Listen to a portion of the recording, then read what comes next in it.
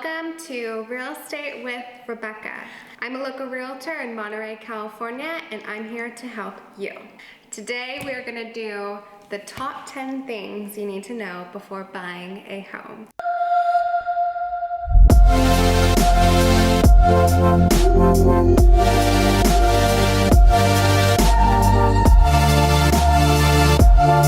Okay, number one, the first thing you need to do before buying a home is to get pre-approved. I don't know how many clients come to me and say, I want to buy a house. And I always ask, are you pre-approved? And the reason I ask that is because you don't want to go and look at a house, say a $3 million house, and you're only pre-approved for $1 million. You want to know exactly what you can afford. One of my favorite lenders in Monterey, California is Ross Soroyan. He works at US Bank, and he is definitely the best lender in this area, but I can definitely recommend more lenders in various areas. Okay, number two, you have to know the area. When you learn the area and where you want to buy, you realize what's more important to you, like where the schools are, how close your home is to a school, where your kids are going, where's the nearest grocery store in Monterey, how far away is the beach. You want to know the area because you want to get an idea of what exactly and where exactly you're going to buy. Okay, number three. Find a local realtor. I say local because if you live in Silicon Valley and you have a realtor helping you find a house, say in Monterey or Carmel, they don't have access to the same MLS that we do, and they also don't know the area and exactly where you can offer. In this market right now, houses are going over asking price, and say a house is for sale for 1.5. and your realtor says, let's offer 1.6. You're probably gonna lose the house because that home could easily sell for $2 million. Number four, so for first-time home buyers, a lot of people don't know this, but when buying a home, it involves a contract. There's gonna be tons and tons of paperwork. Thankfully, in real estate today, we have DocuSign that you can just click, but just so you know, you're clicking through hundreds and hundreds of documents that you really want to take your time and read and understand exactly what the terms are to the home that you're buying and how that all works behind. You want to be as detailed as possible.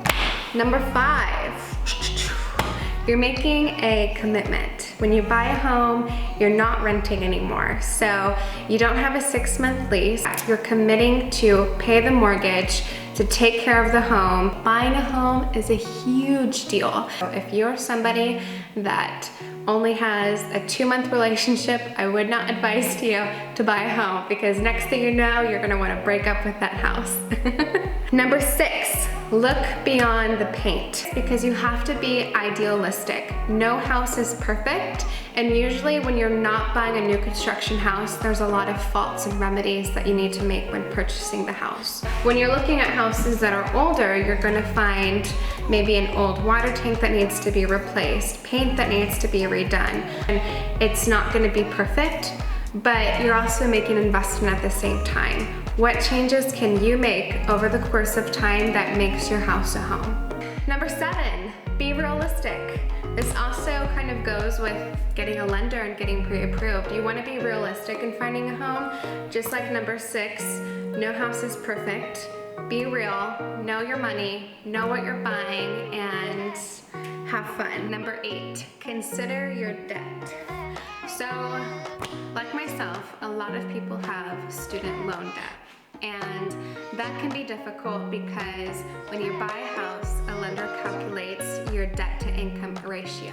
If you have so much debt, it lowers the amount of home you can buy. Before you buy a home, ideally, you want to take care of all of your debts and pay them off first before you go into buying a home, just so you are more financially free. So your mortgage is usually a quarter of your monthly income. Number 9, I say this for a good reason. You don't have to buy a house. I think everyone should own a house because you're not renting. A lot of people have this idea that you need to buy a house at 30 years old. And right now, the average first-time home buyer is actually going up above 30. If you stress about it and think, I really need to buy a house, you start making a lot of faults and fall into a lot of holes because your number one focus is something that may take you 1 or 2 years to do. You don't have to buy a house, don't worry. Buying a house is a long-term investment for you and your family, and you just have to be ready to make that jump. Last but not least, number 10, do not stress. Do not stress. I tell this to all my clients. As a realtor, I am supposed to take on your stress. You're supposed to have fun. Buying a house is so fun. So any worries that you have your realtor take care of it. Okay, so that's all I have for you today. Thank you so much for watching. My name is Rebecca Paxton. I'm a local realtor in Monterey, California. And like and subscribe for more. Thanks.